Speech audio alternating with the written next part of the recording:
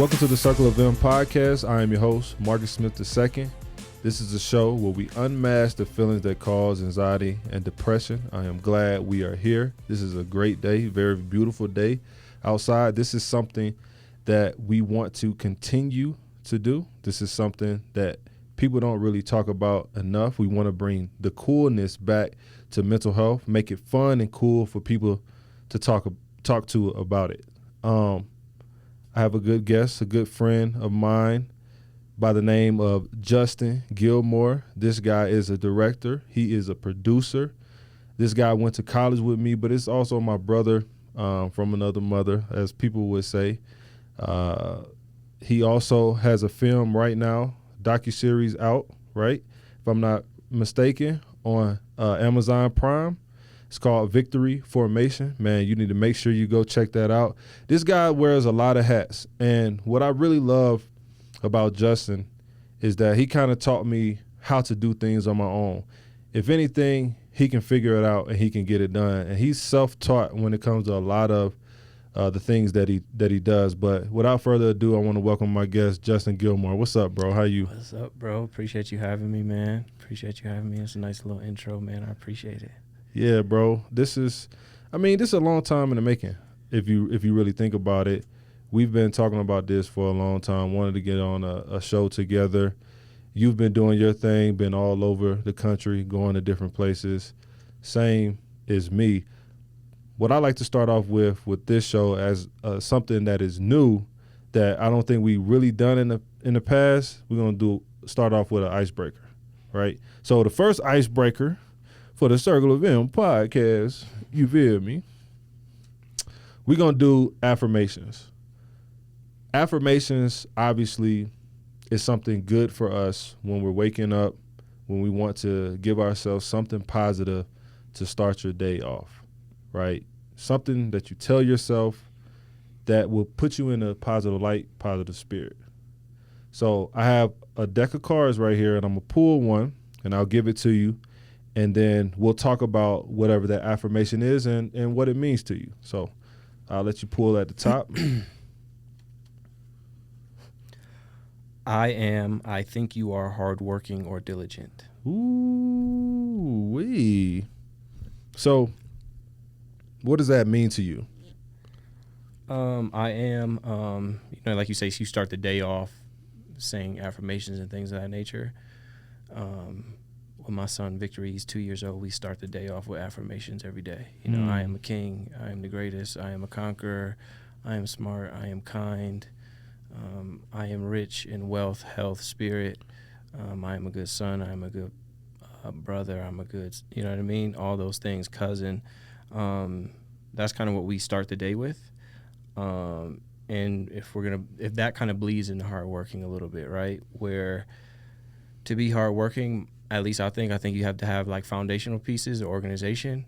So if I wake up and I do that with my son, I'm able to like get into rhythm, right? To move on to the next task and do those things. So I believe I am hardworking. And I do think I'm diligent. I think to get to this far, to do some of the things that I've been able to do, to meet some of the people I've been able to meet, accomplish some of the things. I've had to be hardworking and diligent. I just think it means sticking to the script. Just like continuously like plugging along. That's what hard working is to me, continuously going. Yeah, bro. I think marathon, when you think about that, right, we always talk about Nipsey. And he always talks about, or he used to always talk about the marathon continues, right? And I think it's very important when you're thinking about being diligent, being consistent, right? Being in a place where you can continue to do what you love to do, but also work hard doing it and not feeling like too overwhelmed. When it comes to working hard, do you ever give yourself time, or do you ever feel like you can give yourself a break, or do you just feel like, a break will be needed at some point? I'm not really worried about that right now. Just off of, your affirmation. I've learned to over time, because so many things go on in my brain, especially as like a creative. you get to a place where you're like, you never have enough time in a day. Or you never have enough. But there's also that saying of you can't be everything to everybody. Yeah. So if you can, we speak about Nip and, guys like Kobe and, people that we revere. I think one of their greatest superpowers is to be able to compartmentalize, right? So that's something that I'm really working on. If I'm able to do that, that allows me to work harder, to go a little longer, or to just pace myself, right? Yeah. Like you said, it's a marathon, it's not a sprint. So Yeah. no matter how many ideas I have in my head, I can't accomplish them all in a day. It's just not realistic. Right. So if we can check things off the list and continuously go, then, we'll be good. Like somebody that taught me that was Maurice Claret. I got to, have a lunch with him one time, and he was talking about sweat equity and writing things down. And, if you don't write it down, it's not real, et cetera. And that kind of is something that I've worked on diligently. Back to affirmation. Yeah. Haven't been foolproof, haven't, really grasp it 100%, but I've been writing things down way more. I give myself a B+ at it. Yeah.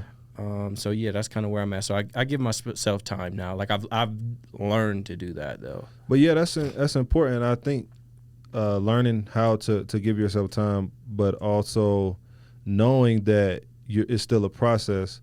I think that'll allow like the viewers to understand like we're not sitting up here as perfect individuals. Absolutely. We're still trying to figure it out, trying to learn this stuff on the go, on the fly. A lot of stuff that we've done, we've learned together on the fly, and I just feel like that's just life in general.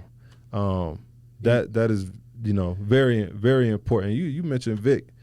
Like, how has Vic been like instrumental in your life, like having a son?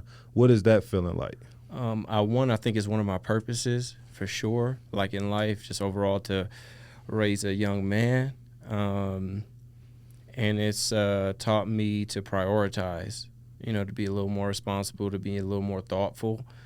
That's been the big thing. So we touch back on hardworking, prioritizing. Okay, you got urgent, you got important, you got, you have these things in order of like, okay, I got to take care of this. I got to move on to the next thing. So Victory has helped me prioritize a lot more. He's in the equation for every decision I make. You know what I'm saying? Like the fastest way to get me to not do something is to be like, oh yeah, kids can't come, no kids. I'll be like, all right, it's not for me. Or I can't have my son on set, or I can't have him around this, or I can't, you know what I mean? So yeah, and again, like you said, we're work in progress. I did something, Buffalo Public Schools, I filmed something with the Navy, right? They have a trade program there. And a kid was really interested in my camera and things of that nature. And he was asking me about, hey, how did you do this or get into this and get into this? And one of the questions was, hey, what's the project that you're most proud of up until this point, right? So I start listing things off. Victory Formation, which is a triple entendre kind of named after my son. And, I Am With You. That's one of my favorites. That's like one of my favorites of all time. And then I sat there for a minute, and I went back to him, and he's 16. He's a junior, and I was like, "Hey, bro, you don't realize this because you're young, but you just asked me a really deep question," and I kind of got emotional, right? Yeah. And I'm like, the greatest project, like the project that I'm most proud of, is the project of Justin. To your point of we're still a work in progress, because I'm still moving. We are still work in progress, so we could be here and we could say, hey. We're just not hiding the game. We're telling people like, hey, this is what works for us. This is our mental health journey, or this is, this. So what I was able to tell him was like, I'm most proud of the project of me, because a lot of people we know coming from the areas that we come from, friends, teammates, whatever, may have given up, may have not made good decisions to afford themselves the opportunities we've been able to experience. So, we're a work in progress, and my favorite project is the project of me. Man, that's a bar. Wow. Appreciate that. Being able to give yourself that grace and looking at yourself like, wow. Because at the end of the day, all the projects took you being there, you directing, you being a servant. Because I feel like purpose on this earth, especially as a man, when we find purpose. I know I find purpose in serving others, making others smile. Absolutely. Helping them along the way. Absolutely. You know what I mean? It gives you that feeling like, wow.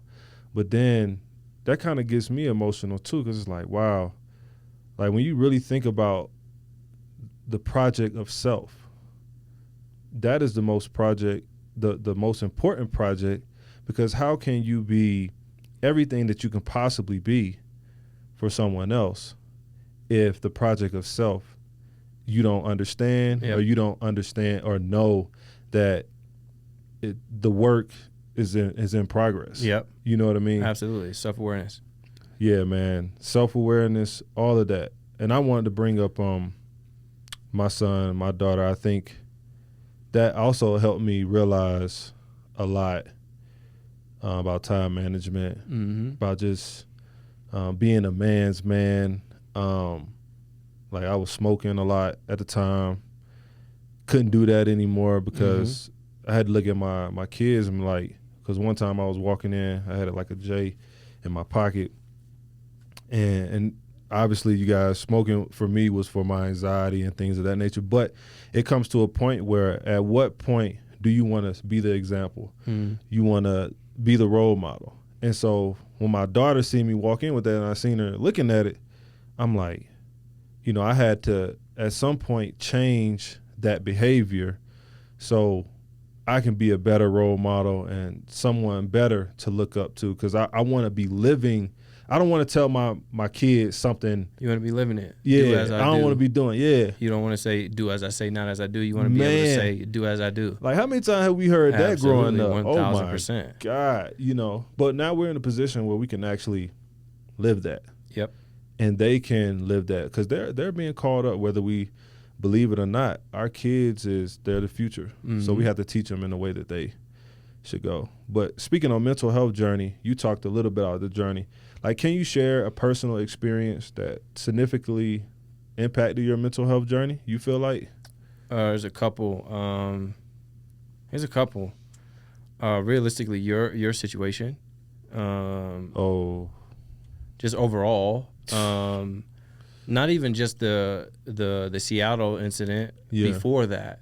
Yeah. Where I'm like, Mark, how was camp going? First camp, and you're like, I feel like I lost my mojo, like I can't do. I'm like, what does that mean, bro? Like, what are you talking about? Yeah, stuck, you know, I'm like, you just were second in the nation in sacks, and now you talking about you lost your, like, what? You lost your mojo in a couple months? You just had like 3 sacks in the Russell Athletic Bowl. Now you talking about you can't, you know? So that, and then fast forward to the Seattle situation. That was like, you know, holy shit, like, what are we doing? You know, at the time, you know, we're kids, bro. We trying to figure this out. We don't know. We're just like, you know, moving along. These aren't things that we don't talk about mental health, especially in our community, in our environments. So the second was my son, impacted my mental health, like really wanted me to, you know, get organized and, you know, get things together and make my time count. And then third, you know, my dad's cancer diagnosis, and not so much 2018 when it originally occurred, but when it came back in, you know, 2021, that, bro, that's probably impacted me the most. Yeah. Because you start thinking about everything. You start thinking about legacy. You start thinking about time. How much time do I got left? You know, what's what? Am I prepared? How am I going to get myself prepared? Yeah. My son, like I was, you know, saying earlier, him being able to have this, you know, experience from a dark-skinned black man who loves him unconditionally. Yeah. You think about all these things. You know, the world might tell him so many things about black men and, you know, specifically, you know, colorism and things of that. And Victory will be able to reference, like, you know, well, my papa's legacy is this, my papa is this, and he loved me this way, et cetera. So you think about all those things, and your mind can play tricks on you, and there can be anxiety. Still, you know, I'm still going through it where I can't sleep sometimes, where I'm up researching things. Well, what does this mean? What does this look like? You know, he has a growth on this. This is a growth. This looks like this, you know, so it's kind of, you know, like I said, your mind can play tricks on you. It's an everyday battle of, you know, figuring that out and moving forward, putting one foot in front of the other. You know, back to me saying, I realize I can't accomplish every task in that day. In this situation with my dad, it's like, you can't do everything in a day. Yeah. So are you controlling the controllables? Yeah. You know, are you calling multiple cancer research institutes? Are you traveling to get a second or third, sometimes fourth opinion? Doing all the stuff necessary. Yeah, exactly. You know, are you grilling his surgeons? Are you just to get understanding and get information, and then you do with that information as you please. Yeah. But as long as I'm, stacking the days and putting one foot in front of the other, that's what I'm trying to do, and I'm growing in that space. So that's probably been the biggest impact on my mental health. Well, I know that was a tough time for you. Mm-hmm. It showed you who you really were as a person, and I want to commend you for that, bro, because what you did in that process to help your father was something that I look up to. I want to make sure, man, my dad called me, and he was like, he called me, he was doing something at work, and he was talking about his beneficiaries and stuff. I ain't never had a conversation with him about that. Scary, bro. And I'm like, you good? You all right? Like, he would just start telling me, like, what he wanted and things of that nature. And I'm like, bro, like, I don't want to have this conversation. I don't want to have this conversation. It's scary.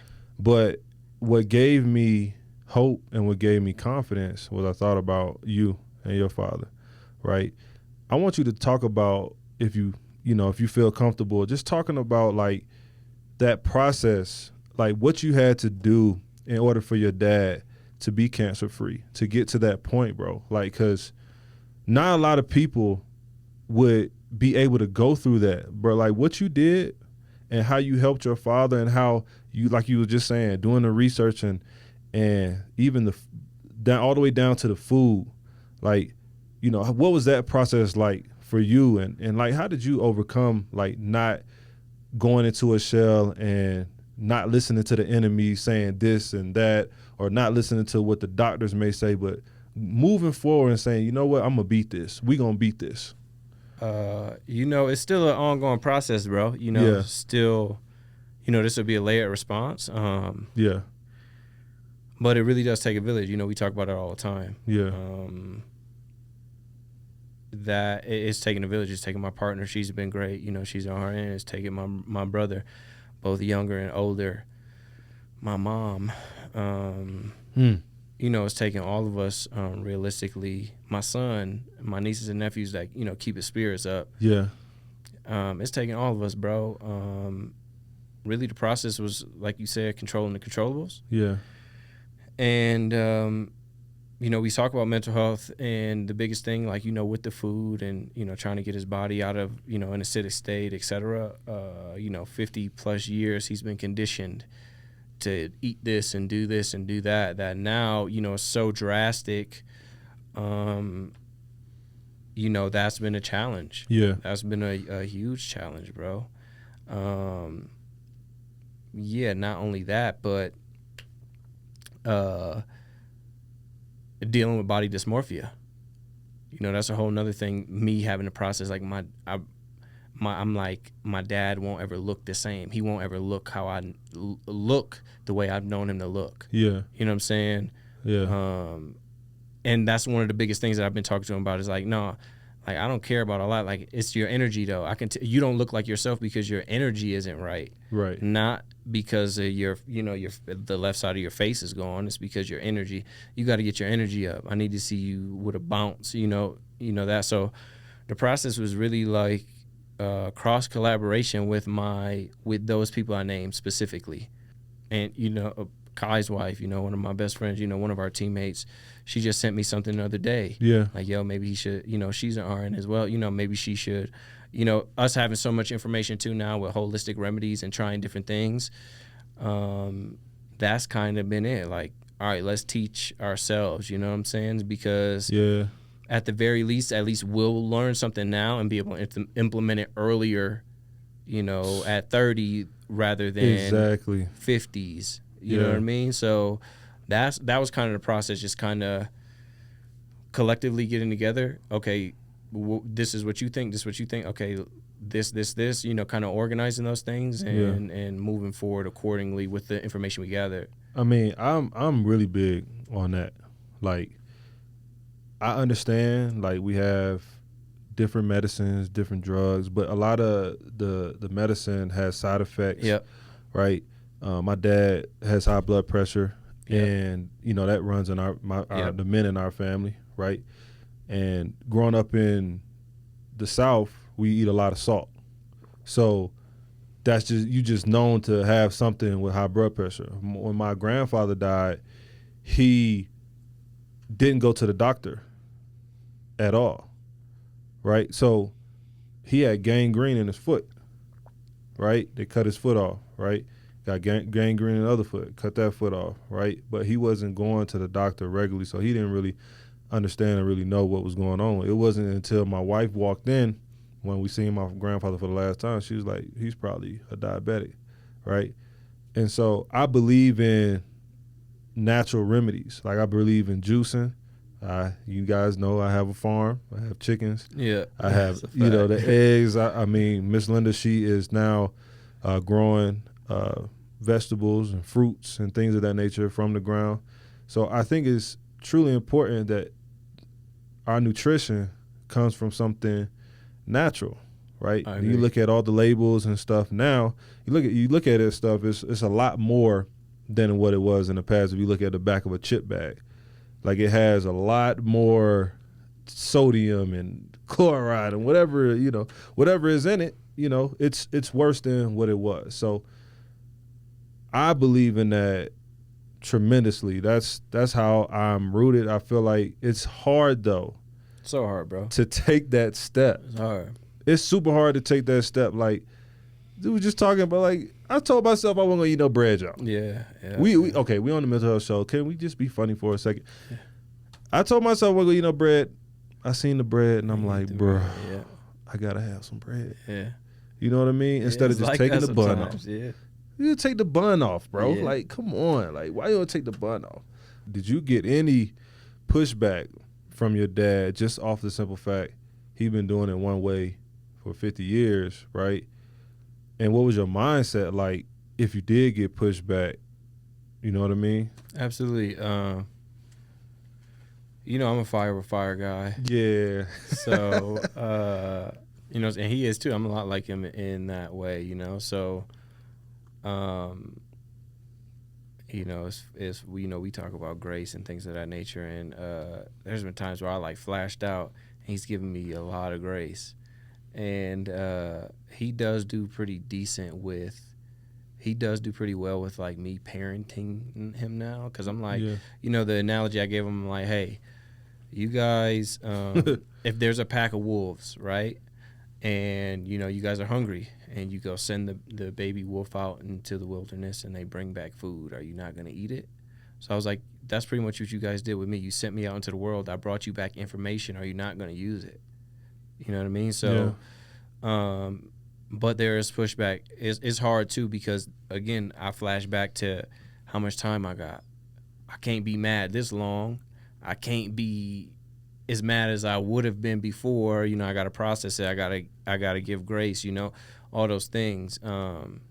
So even just yesterday, like, he's eating spaghetti and I'm like, bro, you shouldn't be eating that. You know what I'm saying? Like, we're talking fruits and vegetables, like that's the mainstay, or a smoothie or a juice. But I also know it's hard.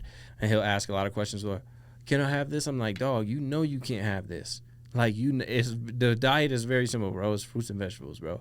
I'm not even saying that it has to be raw, but cooked. You can have it cooked, whatever. Now, also another challenge is too that I've had to give grace with is he doesn't have the left side of his face, you know, so he doesn't have teeth. So, and then with his last surgery that he got in October, I mean a couple months ago in March, they gave him a gamma knife to the stem of his brain. Because they thought they had a growth there. They weren't sure what it was, but they took it out, and his jaw has shifted. So his medically repaired jaw, this metal, it doesn't have anything to hold on because this is all gone. So his jaw has shifted. So you try, and I even did this for myself, like just going like this and trying to swallow, push your jaw to the left and try to swallow, and it's hard. Yeah. You don't have teeth to grain down your food, and then trying to swallow on its own when your throat and your chin is at a compromised position.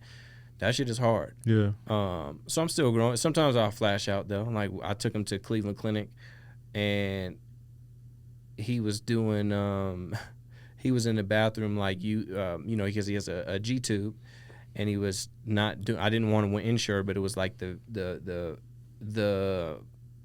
vegetable blend of insure. But I'm like, still, I don't want you to do that. I'd rather we can juice something and pour it in there so we know exactly what's in it, et cetera, because not everything in this is great. And he was doing it. I'm like, bro, I got you here in Cleveland Clinic. Are we doing this or are we not doing this? Yeah. And I've had that thought with myself too. Mention that, some people are like, give up and they're like, oh, I don't want treatment, whatever it is, what it is. And I was like, I called him one day and to talk to him. It was late. It was like 11 because it was one of those days I was just up my mind. And I'm like, I was going to tell him like, like, if you don't want to fight no more, it's okay. You know what I'm saying? Like, I don't blame you. You know what I'm saying? Like, you tell me, I'm going to ride with you either way.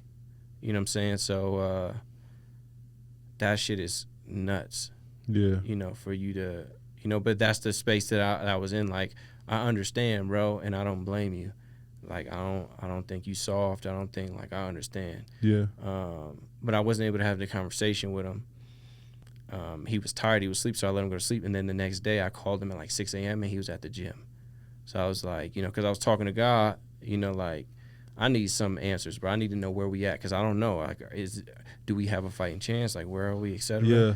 And he was at the gym. I'm like, all right, cool. That's the sign. That's the sign. Like, we fighting, So later that day, I talked to him. I'm like, hey, bro, like, I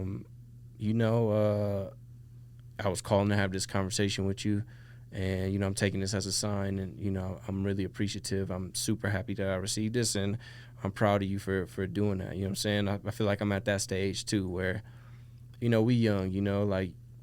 You've mentioned before in the past, sometimes you just wanted your dad to say he was proud of you. Yeah. You know what I'm saying? And that's kind of the space where I'm in. It was like, even when, with my younger brother, my dad, whatever, my mom, I'm like, sometimes I'm just like, I just want them to know, I'm proud of you. Yeah. I want them to know, hey, I'm proud of you. So I'm in that space of like, grace, and I'm proud of you no matter what. It's just, even if it's one step, bro, I'm proud of you. Just keep going, just keep going, just keep going. So. Hell yeah, it's been a challenge, bro. He an old 60-year-old black man now that has been eating poorly forever. And you talked about, high blood pressure. Same thing with him. Mine is great, you know. But it's also, too, he's on his blood pressure medicine. I'm like, bro, that's just controlling it. That's not treating what's causing it. So it's kind of. It's not really helping. Exactly. So we're trying to transition that as well. So no, that's tough and that's deep. And he about to take me there. You know what I'm saying? Just because when you look at that part of it mentally, that's a strain, especially when you're trying to do everything else too. You're focusing on your life. You're focusing on your father. You're focusing on having a son, wife. Your mom is in the mix still, right? Trying to juggle everything, right? And that was like literally my next question is like, how do you balance like the demands of life in general when it comes to make sure that you're prioritizing you, right? Because you comes with mental health, right? So make sure that you're prioritizing you. Did you like put yourself on the back burner at that time? It was like, it don't matter. This is my father is more important. I have a wife now. I have a son, right? How did you prioritize yourself in those moments? I have at times, as long as his immediate needs are being met, I'll go take care of my business because he's like, I know who he is. He don't want me to stop. He's like, nah, bro, you got to go get this chili, bro. Like, this is what I put you out into the world to do. This, I believe in you more than anybody in the world. You know what I'm saying? So it's like blindly, that's one thing. That's what I say. Like, like I have an uncle who I spoke to one time. in my life. And a question he asked me was, how did you like make it out of your situation? How did you, whatever? And my response was like God and TV, right? And that was when I was younger. Yeah. And now I realize, something that I always had that I don't know how people operate without was love, though. That's the only reason I turned out normal. It's the only reason why. I think I'm normal, y'all. Like, I think I'm normal. You are, bro. Come on, now. So love, bro. And, I've had to grow into that, of course, and, been able to identify because, we don't have people to teach us these things, et cetera. But, yeah, like I know how he is. Like, my dad, one quality he has, bro, is he's unconditional, bro. Yeah. And you've been around him, Sure. so... He still send me messages. Yeah, exactly. Like, So that's just who he is, So if my family's like immediate needs are being met, then I can take care of my business. And they've been graceful too. If I say, hey, Brandon, which is my younger brother, I need you to step up and do this. Yeah. He's gonna do it. Hey, Nick, I need you to do this. My older brother, he's gonna do it. Show up. So it's like even my oldest brother, Anthony's.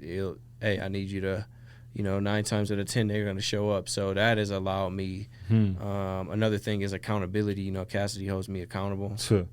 I think Allison hold me accountable. Exactly. So accountability is big. Somebody that's not as afraid to call you out on your bullshit.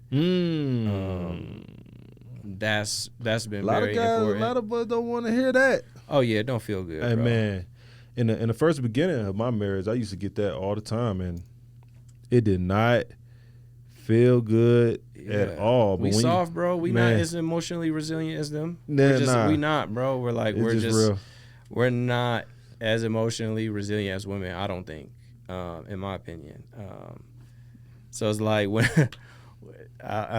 Something funny. What I say with Cassidy is like, like, I can't be Batman all the time. Sometimes I got to be Bruce Wayne. Yeah. I be Batman 90% of the time. Sometimes I'm Bruce Wayne, bro. Just bear with me. Give me a little grace. But somebody not afraid to like call you out in your bullshit. That's the person you want in your corner. Yeah. Like, not that you should be able to take constructive criticism and not feel like somebody is. It's a difference between somebody talking down, right, than somebody you actually care about who cares about you. Exactly. You have to learn how to take that and say, thank you. I appreciate that because it's gonna make you a better person because at the end of the day, you guys are one. Even if you mad about it, like one thing, again, going back to my dad, like how he's developed over time because he was terrible with it growing up. Yeah. So like, probably, before 7 years ago, I was terrible with it to an extent. Kind of, sort of. He does well with it, even if he's mad and like receives it bad, he'll double back and be like, I apologize. Yeah. And that's important. Yeah. So even now today, like if I crash out and I be like, bro, I'm not trying to hear this, like blah, blah, blah, blah. If I come back, it's usually fast too because I'm self-aware enough to be like, damn, I'm tripping. It's like you grew up now. Yeah, like you can't, so yeah, I always want to hear from people that love and care about me, bro. Like if Melissa Linda called me one day and was like, hey, something you shared on social media or something you did with some bullshit, I'm be like, all right. Yeah. Let me take it down or let me consider. Because I know she care about me. I know she wants me to do well. You know what I'm saying? So I can receive that and move forward accordingly. Hey, so let's switch gears to something freeing and filling, right? Something that makes you happy. Okay. Right? What is something that makes you happy that you love doing? That gives you that feeling of, how when you come on the football field, or you used to come on the football field, you smell the grass, and you're like, oh, man, it's football season. Yeah. Right? What gives you that type of feeling now, right? Because as athletes, I don't know if I said he was an athlete too as well. He played with me at Louisville, played football pretty much all your life, right? Yeah. You cover football, you cover sports, right? So we oftentimes are trying to find our purpose. What is your purpose and what gives you that drive now? It's a little layer too because I've referenced this actually to people I remember, bro, sitting at Applebee's 8th grade graduation, and I'm like, damn, it's never gonna be the same. Then I get to college. I'm in high school, and I'm like, damn, it's never gonna be the same. Same thing, like, damn, it's over. Then I get to college, though, and I'm like, it's lit. Like, lit. Like, it's never gonna be the same. You know what I'm saying? Like, you know, you're on a super high. Yeah. And I'll say, like, something that I, you know, when I was explaining this was like, there's moments of it. I get, but like when we're in that space, like it's, you know, when I was in college, it was like the 4 years, like on a high, bro. Like I'm out of my environment. I was like, wow, like, holy shit. You know what I mean? Like I made it to this place. I can't believe this, you know, type deal. Yeah. And so I'll say, like, I'm still looking for it in a sense, but I have moments of it with serving people, you know, like we got the nonprofit, like doing the film festival with the students. Yeah. High, bro, super dope. I love that. I love serving people. I love helping. I love being of assistance, you know, as you mentioned earlier in the pod. You know, I love creating something like super authentic. Like, you know, even it could be the smallest thing. Bro, you got a lot of stuff. That's it could be like just nuance, bro. Like the name of my show, Victory Formation, the triple entendre. Like, the victory is not always in a win. Victory formation, the actual formation of football. And my son's name is Victory, bro. Yeah, bro. Achievement of mastery, success in a struggle or endeavor against odds or difficulties, bro. Like, that's something that is like, I'm like, ooh, that shit is hard, bro. Yeah. Like, you know, so that gives me a high, you know. So those things are freeing. Right there. Really, those things are freeing of, all right, I'm on one. You know, like, because I know, like, when you get one, you know when you get one, bro. Like, when you get one, you're like, oh, okay. I did my shit on this one, you know, like, so it's the same in football, bro. You know, I, when I was PAing for ESPN, it was, I met Jason Williams and I asked him about it, and that's kind of what he gave me. He's like, oh, Jason Williams. Yeah. He's like, bro, you have an advantage because you've already been an athlete. So once you're able to tap back into like what that is that you're interested in, it's going to be lights out. Like you have an advantage. So like authentic, I'll say, long story long, authentic storytelling gives me that texture. You that's know what I'm saying? You know what I'm saying? That's all we doing right now. Exactly. But one of the things that people don't realize, and I know mental health is a big thing now, but we've been talking about this, you know, for at least minute. 2014, right? Yeah. So I think what people don't realize is that how impactful storytelling is. Yeah. Right? And how telling the truth, right, about who you are, how that impacts other people, just off the simple fact that your story, 9 times out of 10, someone else has dealt with something similar, right, and can identify with how you describe it. Because obviously we got Keith brought the feelings wheel, because obviously we still don't understand our emotions and what they look like. I still can have a disagreement with my wife and don't know why I'm upset at the time, or don't know what to call it. And all I can say in a moment, I'm like, I'm sorry. Or I come back and be like, you know, I don't even know why I was mad for real. But then I have to go look at the feelings wheel and look at the emotion and be like, all right, okay, maybe it's because I woke up and I was irritated about like having to pay something, like, or like if I get a bill from Easy Pass, right, that I forgot about, that I forgot to pay, now it's in collections. Like inevitably I'm kind of pissed about it, but I'm just holding it in. I'm not talking about it. I'm not saying nothing. And then when somebody says something to me, it comes out in a form that's angry, that's mad. It's like, what the hell is wrong with you? Right? And so Marcus is tripping, y'all. He has done well for himself, and he has made pretty smart business decisions. Oh man, he's all right. Like, he's bugging. So sorry, Alex. Nah, though, for real, that doesn't matter either. You know, I feel like when you go back to the root of everything. Yeah. That's a fact. Because sometimes you don't have like sometimes you don't even process like, bro, look where I'm at, look where I come from. Is this really an issue? Right. Are we really having a problem here? Like, exactly. am I really like causing a ruckus over this? Like, here? what am I tripping for?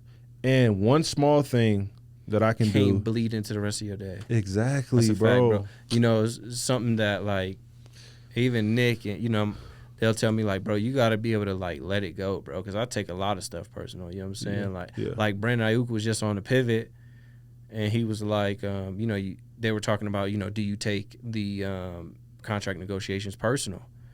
He like, I mean, it is though. Yeah, it is personal.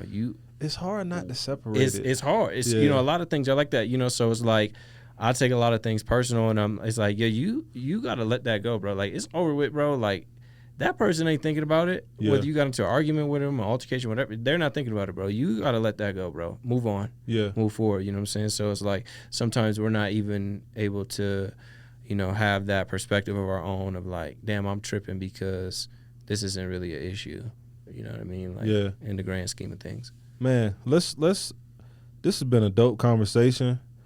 Let's take another affirmation. All right, let's do it. Healthy. Woo. Man, this is crazy. I think you are healthy. Come on now. This is the most out of shape I've ever been in my life. Talk currently. To me. Most out of shape I've ever been in my life, bro. But it's really too like, so you asked me those things like going through with my father and, my son, you know what I mean? My business and trying to get things off the ground. This is the thing that's taking the back burner. Yeah. My health, bro. Like eating and exercising, et cetera, right? Like, I was telling you, I'm working on a project with Becky, and she was like, yeah, you could come film, but you got to do the workout with me. I'm like, dog. Like, and she's like a fitness. Man, first, hold on, freak. dog. Oh. If you see this guy, if you see a picture of this guy, I don't know, what was that, 2015, 2016? Yeah, you was definitely chiseled off of the workout, and you put me on to the Stairmaster. Hey, workout. Listen, dog, this dude was ripped, but things change when you get a wife and kids. I'm just saying. And it's just again, balance and prioritizing. Like we got the nonprofit, I got the production, right? My dad, so you try to make family time, etc. This is it. So like, I'll say I'm doing well with some of those things, trying to help my dad. But again, we in the space, back to something you referenced earlier of we need to do as I do, not do as I say. So like, that's the space I'm trying to get into. That's why I took off the bread of all my sandwiches. 'Cause I'm like, you know what? That's the start. You know what I'm saying? So I'm working my way back towards it, especially like being a former athlete. You just don't feel I don't feel good. Like, bro, like I can't run fast right now. Like, you know what I mean? Some things that I do, like if I'm running or if I start to do something, I notice that my calves are more likely to tighten up, or I can't do some of the certain things that I can't do. I'm like, bro, I don't want to tear my Achilles. Exactly. It's a fear. Yes. But consistency with eating right, like if I do a 3-day juice fast, 72 hours, I feel the best I've ever felt in my life. Like, because for blood pressure, it's beets. Yeah. So mother-in-law, endurance too, and that's what I'm saying. It'd be beets and green juice 3 days straight, 72 hours. I'm telling you guys, I'm not giving you advice because I can't really give you advice, but I'm just saying, try it, right? And it'll take away your hunger and all of the sweets and all the cravings that you do have. That's really what it is. That's the thing. So even with me looking at myself in the mirror, I don't like what I see, right? Just like how when a woman has a child, she goes through that phase of looking at herself and doesn't really like what she sees. Yeah. So I try to ask Allison, how do you get through that part? Ooh, you know what I mean? How do you deal with not feeling like yourself and looking at yourself differently than how you look before you were pregnant? Yeah. So that's something that. So when we talk about health, that was a good one. That was a great one. So, but what I really want to say is, when you're talking about health, consistency, give yourself grace. Try to be as consistent as you can. If you get knocked off track, just get back on the horse. That's what I say. Cassie be on me too all the time. Like, dog, you started this diet, you started this fast, you started this workout regimen. I'm like, bro, you got to give me some grace too. Like, if I get knocked off the horse, if I not get knocked off the horse, let me hop back on, bro. Let me take a day. Yeah. Just encourage me, like, all right, bro, you got to go tomorrow. You know what I'm saying? So that's like, you know, you got to learn your people's love language or whatever. So it's like, yeah, giving grace in that. But I think back to mental health, the physical starts with the mental. Sometimes I'd be in the gym, I'd be like, bro, this shit take too long. I don't even know how I did this throughout college. I'm like, bro, like, I need to get in here for 30 minutes and get out. Yeah. I can't, because again, you go back to, I got so many other things on my mind, time, blah, blah, blah, blah, blah, not realizing like none of that shit matters if you're not healthy. Yeah. You know, so it's kind of mentally you have to retrain yourself of like, this is my routine, this is my regimen, this is how I start. Like The Rock, he calls it his anchor, where he has to do it. You spoke a little bit about Brandon Aiyuk being on the pivot, right? And not taking stuff personal. Like, I feel like current events, that's something that has just happened. We talk about football season coming up. He's looking for a contract. He deserves that contract, For a fact. right? But when you don't get it, or you don't, the people that are across the table from you are not seeing it the same way you see it. Yeah. How do you feel like that affects like our mental health? Because you seen me, you seen a lot of guys, right? Yes. What do you think about that? You know, kind of, first of all, I love the pivot, you know, shout out to them. Yeah, shout out to the pivot, man. They doing their thing, You man. know, like I grew up on Fred Taylor, you know, met Channing Crowder, remember the time at Catch when I told you. So, you know, a nice guy. Grew up on Ryan Clark, of course. Ryan Clark, I feel like, is one of the most underrated safeties of the decade of the 2000s. And I love the work they do. I think that it is challenging, you know what I'm saying? Like I said, you know, I'm learning to do that. I'm trying to get into that space. But again, it's back to controlling the controllables. One of the first things you asked me of how I balance with my dad and trying to build a business and, you know, multiple businesses and work, et cetera, family time, controlling the controllables. It's like, I can't control how you see me. Especially when you know you're right? Like in his case, he's like, bro, he is definitely I have right. way less targets than anybody. I got to share the ball with three other superstar offensive weapons. I don't have the targets. I have the production. What do you have, like 1,100 or something like that? 1,300, something like that? Every time you touch the rock. He could have had 1,500 if Easy. he's the number one receiver, you know? Guy. So I think in saying that is you did the work. You proved it, bro. And I know it's difficult, especially in that business with, you know, the franchise tags and, you know, things of that nature. But it's like you can't really control anything. All you can control is the work you do and what you say. I think him going on instead of him going online and crashing out and saying this, I think him going on the pivot was smart. I think, you know, that was great. He was able to get some things off. And I don't think he was tripping. I think it's okay to say, like, they're wrong. A lot of stuff that happens behind the scenes with, you know, leagues and professional sports, we don't know about as an audience. And the like, media be blowing. We don't know about. So I think a lot of that is like we don't get the players' perspective and like the real numbers they offer, what they really said with this. And sometimes they'll leak things to the press to make the player look bad, where it's like, okay, now the player's actually taking matters into his own. He's like saying like, hey, man, like I went out, I did the work, I proved it, I proved my value. You know, this is market value. Yeah. My ability is this in the market, and, you know, this is what I would like. Yeah. So that's kind of the deal. I think is controlling the controllables, man. That's really what I think about. Because when you think about Brandon Aiyuk, right, and Coach Moore used to say this all the time, but it didn't resonate with me until later on. Like, you working hard is not promised.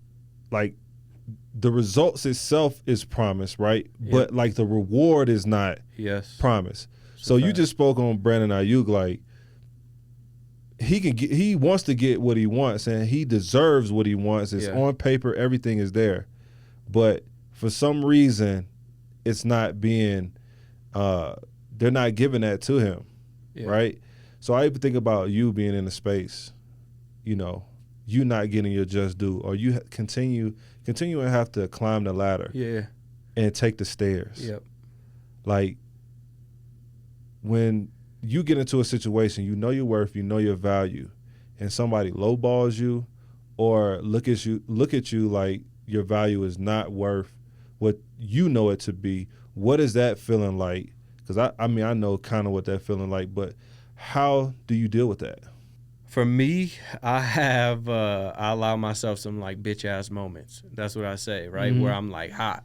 And it's not necessarily a bitch ass moment, bro, but it's like, because you know me, like I'll take it personal, or I'm emotional, so I'm like, dog, like, you know, I'll allow myself to be hot, and then it's, you know, going from there. You bring yourself back down. Yeah, bro, it's the story of my life. You know, like I grew up in survival mode. I'm able to say that now because I can look back and, oh, I understand like why I made this decision, or why I had to, because I've grown this way.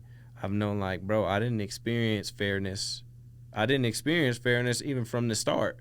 So it's like, okay, you just got to keep proving it. You just got to keep going. You just got to keep going. You just got to keep, because the world's not going to stop. Believers. Yeah, bro. Like the world's not going to stop, bro. As long as you like being a good person and you're doing like what you think is good for the world, then you're gonna be straight. Like I even had a college professor, bro. I had a college professor that was like, well, we turned down other people in this class. Why should we let you in this class? Like take this class like after, because I needed it to graduate on time. And I'm like, at the time I had like a 2.7. I'm like, because I'm the best person in this program. She like, I'm like, I know you see that GPA or whatever, but like that has nothing to do with me. Like as a student, I'm like, you ask all these professors in here, I don't lose no debate. If we have a you know, if we have to show a PowerPoint or a presentation, no one's doing better than me. Nobody's gonna speak better than me. No one's gonna have a better presentation. Like it's over with. Yeah. Like, you know, it's quiet. Like I'm that. She was probably like. And I had another teacher that was like, my junior year, I'm like, no, I don't really know what I want to do yet, right? I don't even think that they didn't realize like I'm not even supposed to be here, bro. Yeah. Like this shit is all extra credit. Like I was not supposed to be here. If it wasn't for me like chasing a game, I don't even know if I would have ended up in that space. Yeah. You know, so it's like this is extra credit. Yeah. You know, I don't think they found that. It's going back to being relatable to people from different areas and different communities. So that was my perspective. Like I didn't judge myself on like someone that was raised to go to college or whatever. I'm like, I'm judging myself as from a kid from this environment, this area, who's the first to graduate in his family. That's what I'm judging myself. You know what I'm saying? I'm like, hold on, bro. So one thing she said was like, you know, your junior year, you don't know what you want to do. I'm nervous for you.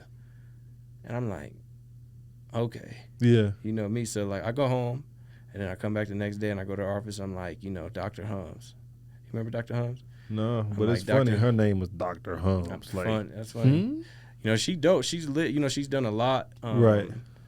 In the sporting world, etc. And I was like, Dr. Hums, like, you don't got to be worried about me. I was like, as long as I'm a good person and I continue to be genuine and do the work, I'm gonna be straight. Yeah. And and I was right. Clearly. He was definitely. So that's the whole thing of going back to that of like understanding like this has been my journey. This is for me personally, and I think that what I would encourage somebody to do is like look at their journey to try to process like, okay, I mean Brandon Aiyuk is in a similar space a little bit. Yeah. Almost got kicked out. Almost couldn't get a scholarship or whatever. His grades were bad. Had to go to JUCO.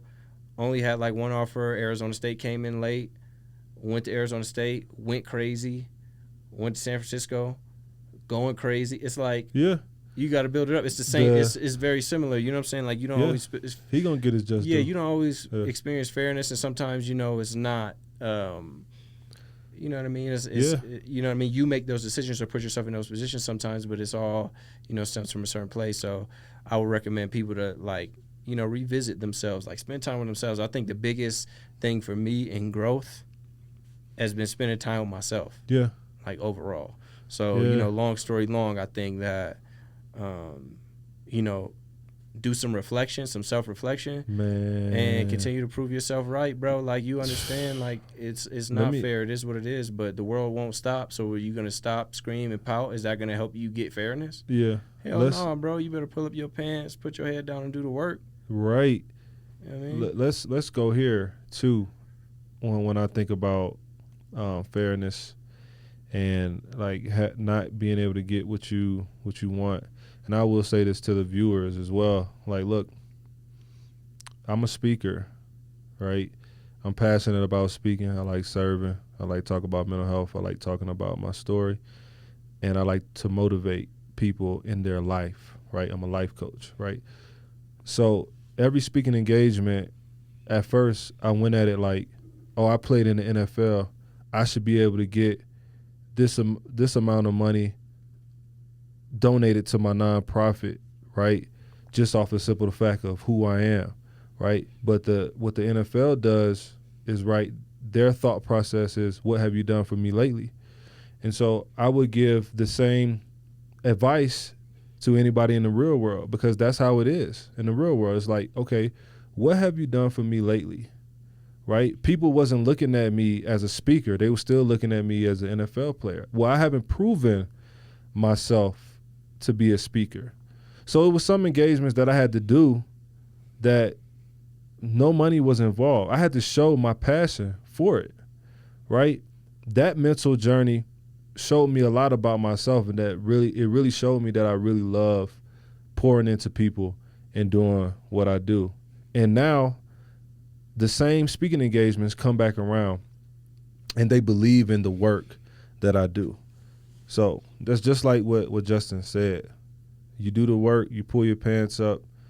The mental process of you thinking about who you are, doing a self-reflection, giving yourself positive affirmations as we were doing. That's what it's all about. That's the thing, bro. Something that I say to, like, you know, the youth that we work with our nonprofit and some of my students and stuff like that is like, you know, a lot of people, you know, rappers, entertainers, kids, they run around saying biggest flex, my flex, you know, flex, whatever. And I tell them, like, you know, my biggest flex is I am who I say I am. Yeah. You know, so, like, you also got to, you know, you go to bed with you wake up with you, so you have to believe in who you are. Like, don't allow how someone else sees you to affect how you see yourself. The last question that I have for you, ending this off, is, you know, what piece of advice, knowing what you know now, right? Being a father, producer, director, right? Filmmaker, you know, athlete, right? Husband. What advice would you give now to people who are going to go through what you're doing or already doing what you're doing? What advice would you give them? Patience, bro. Patience. Yeah. And as long as you being you, that's all that matter, bro. Like, don't worry about nothing. Yeah. So too. We'll say patience. Patience with everything. Patience with, you know, how long it's gonna take you. Mm-hmm. Whether it's you trying to get physically fit, or you're trying to, you know, build up a business, or, you know, you're trying to, you know, build up your father's health, you know, whatever. Patience, one. And then two, be authentically you, bro. Like, you know, going back to the question of, you know, the dopamine or the high that you get is like, when I'm myself, bro, when I do some shit that's like really authentic to me, I'm like, I love that shit, bro. Yeah. Like, I'm doing it like I'm doing a look, because, you know, that's what fills me when I'm like really being myself. I think more people need to do that and feel that, so that's like don't worry about the result, bro. If you do it and you think it's dope, that, you know how I am, like, with my art and stuff. That's a gym. That's another I've one. been like that, like, where I'm like, shit, if you think it's dope, you know, my mom, my dad, Kai, they like, oh, this is dope. Like, Gerard, like, Alan, oh yeah, this hard, bro. This is dope. Yeah. I'm cool. I don't care if Rotten Tomatoes give it a 0, bro. Because I'm like, this was authentic me. I think it's hard. My people think it's hard. So it connected with somebody. Yeah. And these people around me aren't yes men and yes women. They'll be like, no, this is some bullshit, if it's some bullshit. So it's like, if they thoroughly enjoy it, yeah, bro, like, that's, you know, the quote I'll probably live by the most is, you know, no excuse for my failures, my successes, no apologies. All that I owe is absolute honesty. You know what I'm saying? So say that again, bro. Say that one more time. You know, no excuse for my failure. No excuse for my failures. My success, no apology. All that I owe is absolute honesty. That's important. Yeah, that's something that I live by, bro. That's super important. Patience. Patience, yeah. Patience, bro. And one other thing that you said, don't look for the success. Yeah. Is that what you said? Don't look for the results. That's what you said. Yeah. And that is one of the best things that I could probably take from you is do the work. Do the work, bro. Do the work. Everything else gonna come, man. The work, bro. Like you don't Instagram, Twitter, YouTube, y'all know how hard it is to build on YouTube anyway, right? Yeah. But if you get caught up in, oh man, I only had 50, 100 views, or I only had this amount of views, like you'll find yourself quitting before you get to that point, because that's not what it's about. It's about bro. You just impacted. If you get 100 views, you just impacted 100 people. Think about that. That is a lot of people. Yes, bro. That is a lot of people, and that's why the way I had to start looking at it, and I love this process. So I appreciate you, bro. Yeah, tell the people where they can find you, actually. Yeah. You can find me on Instagram at Matthew Sinclair. My name is Justin Matthew Sinclair Gilmore. Creatively, I go by Justin Matthew Sinclair. So that's Instagram. I have a nonprofit organization that is family run. agrayareacompany.com you can find us at, or on Instagram is The Gray Area Company. We provide education and resources to schools and kids and community with film, sport, culture, entertainment, music, all those things, directing, all that kind of stuff. So yeah, that's what we have going on, and that's where you can find us, and that's where you'll see some of the cool things that we're doing. Yeah, also go check out Victory Formation, right? Got to say that. On Amazon Prime, right? It's now also on YouTube. Okay. So it's on both Amazon Prime and YouTube. Following Nip Hustle's lead of pay, proud to pay. If you want to buy it on Amazon, you can buy it on Amazon. It's very inexpensive. And if you just want to tap in, all the love, always by choice, not by force. It's free on YouTube. Go tap in. I appreciate you, bro. Likewise, I really do. Bro. You've been someone very integral in my life, just in general. So I appreciate you, bro. Likewise, bro. Obviously, y'all understand this is the Circle of M show, podcast, whatever you want to call it. We are sponsored by All Points North, and we getting it done. We unmask the feelings that cause anxiety and depression. And guess what? We out. Peace. Hey.